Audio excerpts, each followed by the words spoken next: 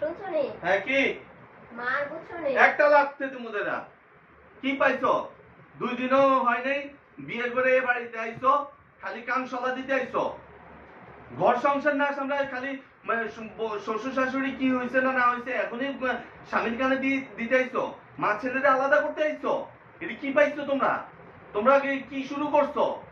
কিছু হয়নি বৃদ্ধাশ্রমে পাঠাও ওইখানে পাঠাও ওইখানে পাঠাও কেন তোমরা কি একটু সংসার সামলাতে পারো না তার সাথে সাথে মাকেও সামলাতে পারো না নিজের মাকে শাশুড়ি মাকে কি নিজের মার মতো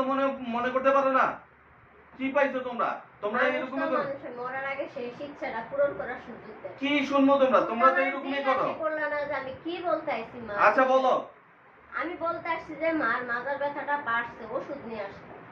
এটা বলতে আইছি আর তুমি ভাবছো কি আমি মারে আলাদা করার লেগে আইছি ভিন্ন করতে বলতে আইছি এগুলা ভাবছো না না এরকম প্রত্যেক ঘরে ঘরে হয়তো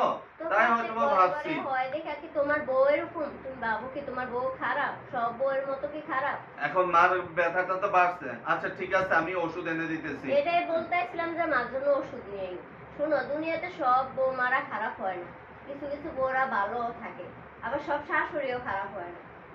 আচ্ছা ঠিক আছে আমি ওষুধ আনতেছি নেগেটিভ পাবো আচ্ছা ঠিক আছে আমি ওষুধ এনে ভালো দিতেছি কিছু পাবো